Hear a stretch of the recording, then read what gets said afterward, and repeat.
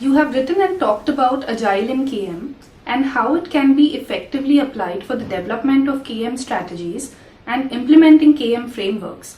Can you help us understand this concept? Agile KM, or KM Agile, is about the ability to rapidly develop a KM strategy and KM framework through the use of carefully selected pilot projects that deliver measurable results very quickly. Knowledge management is most effective when it's focused on solving business or operational challenges. Organizations recognize the value of leveraging their knowledge or creating value from the knowledge that they have. In order to do that effectively, they want to develop a KM strategy. How are we going to do this? How are we going to capture knowledge? How are we going to make sense out of it?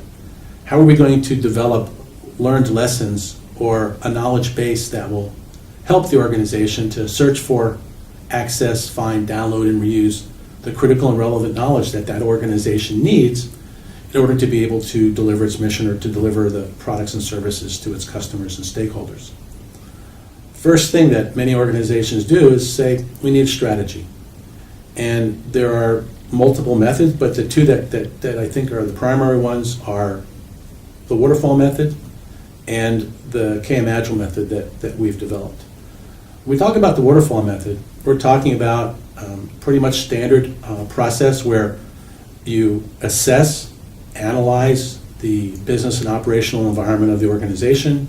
You assess and analyze the knowledge management environment, or essentially where this organization is in terms of their maturity with knowledge management. You build that baseline. You do a visioning workshop with the senior leadership to identify what outcomes they want from their investment in knowledge management. What do they want to have happen as a result of their spending time on knowledge management? And then creating a gap and using that gap to define or to point to the strategy, or developing a strategy to address the gaps between where they are and where they want to be. Once you get that, you then have to deliver the strategy, the organization then has to approve it, and then you actually implement. And we know that most knowledge management projects, if not all knowledge management projects, are really change management projects.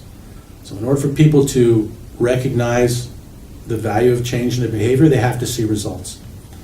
The challenge with the waterfall method is that it takes a very long time and things happen, I wouldn't say slowly, but they're not as quickly as you want in order to maintain the buzz in the organization, in order to keep people excited about knowledge management.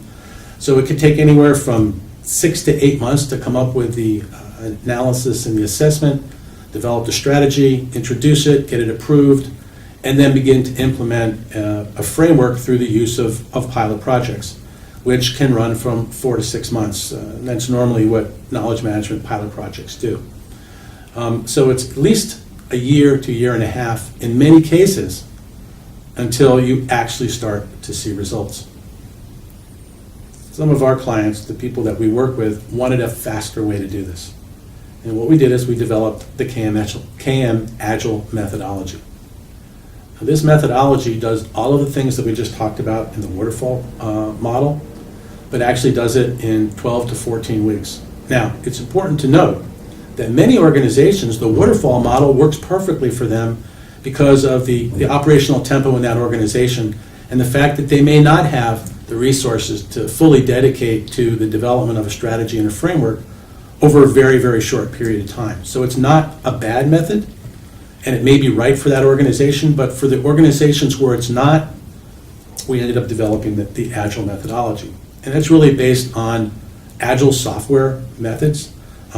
While it doesn't follow it identically, it really does adapt and incorporate some of the critical and valuable aspects of the Agile method. The first thing that we do is that we do a lot of upfront planning.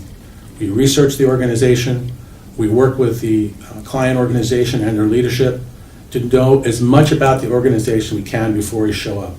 And then once we get there, in those 12 to 14 weeks, there's really three models, three sprints.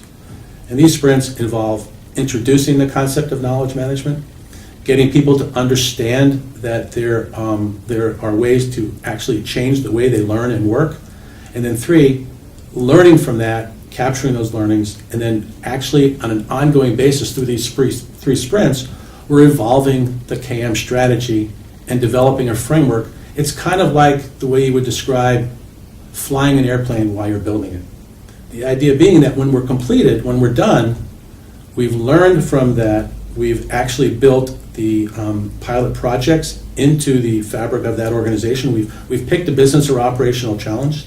We've introduced learning behaviors to make them part of the work of the organization. And then when we're done, we've actually introduced a strategy and an operating framework which will continually get tested. What I'd like to do now is walk through the KM Agile approach in a little bit more detail. And as you can see from the diagram in front of you, there's really the 4 parts that I talked about, the planning and then the 3 sprints. So as I just described, there are the 4 components. So the very first part, the project planning, the advanced research, the logistics, what we're doing is we're setting up all of the planning necessary to actually be able to implement this with the organization. So the next 3 sprints run the 10 to 12 to 14 week period. In the very first sprint, we're talking about new possibilities. We're introducing the ideas of learning before, during, and after. We're engaging the key stakeholders and the pivotal work teams. We're creating awareness around the ability to and the value of creating value from the organization's knowledge.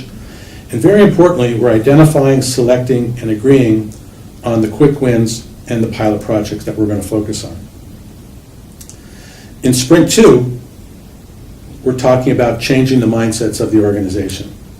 We're training on the job, we're applying proven practices for fast learning, sharing, and knowledge transfer in the processes of that particular organization to solve the business and operational challenges. And we're measuring and socializing the impacts across those pilot teams. In sprint 3, we're focused on new capabilities.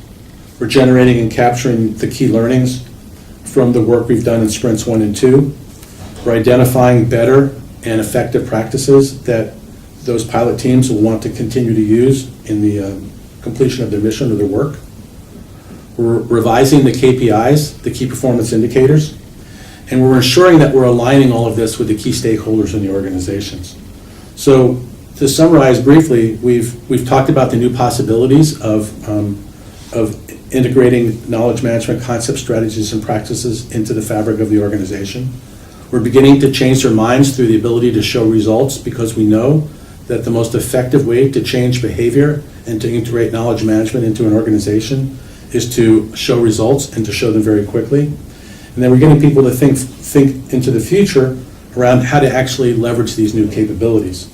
When we're completed, the learnings from the KM Agile approach are used to develop a strategy to further deploy knowledge management across the organization.